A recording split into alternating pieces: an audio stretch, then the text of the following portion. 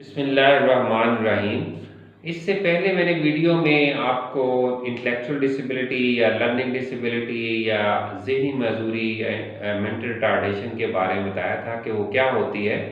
आज हम डिस्कस करेंगे कि इसकी टाइप्स कितनी हैं। टाइप्स जो हैं वो इस लिहाज से जानना ज़रूरी है क्योंकि जब हम पेरेंट्स को ये बताते हैं कि आपके बच्चे को इंटेलेक्चुअल डिसेबिलिटी है या मेंटली रिटार्डेड बच्चा है आपका, तो आगे से वो बच्चे पेरेंट्स की जो क्यूरी होती है वो आम तौर पे क्या होता है कि वो कहते हैं कि अच्छा ये बड़ा होके क्या कर सकता है या बड़े होके कहाँ तक ये जो है इंडिपेंडेंट हो सकता है या क्या कर सकता है। तो इसलिए टाइप्स जानना ज़रूरी है।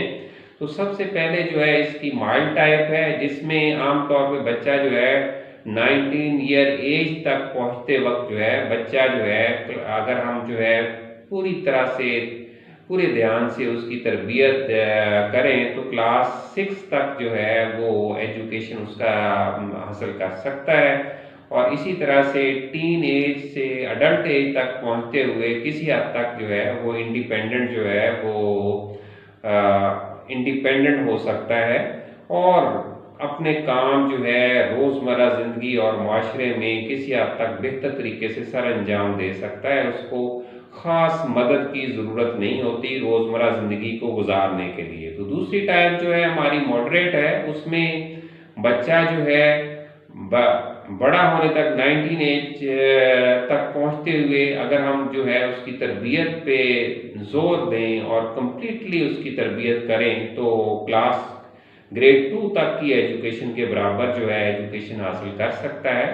और किसी हद तक जो है अडल्ट एज तक पहुंचते हुए सेमी स्किल्ड या अनसेमी स्किल्ड वर्क जो है वो एक जो उसकी लिए स्पेशल वर्कशॉप बनी होती है उसमें जो है वो काम कर सकता है।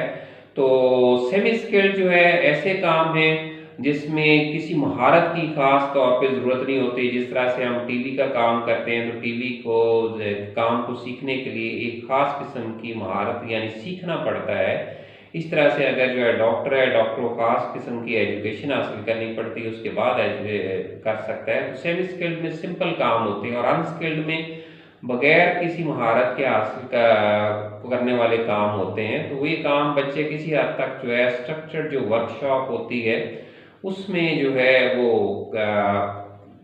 एक सुपरविजन अंडर सुपरविजन जो है वो कर सकता है। इसी तरह जो है थर्ड टाइप जो है हमारी जो है वो स्वेयर इंटेलेक्चुअल डिसेबिलिटी है। इसमें बच्चा बड़े होते तक टीन एज तक पहुंचते तक किसी हद तक जो है वो बेसिक चीज़ों में जो बेसिक सेल्फ स्किल्स में है किसी हद तक इंडिपेंडेंट हो जाता है। बेसिक अल्फ़ाबेट्स जो है वो कर लेता है, लेकिन काम के लिहाज से किसी हद तक जो है अनस्किल्ड वर्क किसी हद तक क्लोज सुपरविजन में जो है वो कर सकता है। या बाज़ औक़ात जो है ये बच्चे कोई काम नहीं कर सकते जिनमें बहुत ज़्यादा जो है फिजिकल एबनॉर्मलिटीज़ भी होती हैं, तो बच्चे बिल्कुल काम करने के काबिल नहीं होते क्योंकि स्पीच प्रॉब्लम भी होती हैं, फिजिकल एबनॉर्मलिटीज़ भी होती हैं, डिसफॉर्मिटीज़ भी होती हैं। तो इस वजह से जो है बच्चे वो काम नहीं कर सकते। तो चौथी किस्म जो है हमारी जो है उसको हम कहते हैं परफॉर्म टाइप। तो उसमें बच्चे आम तौर पे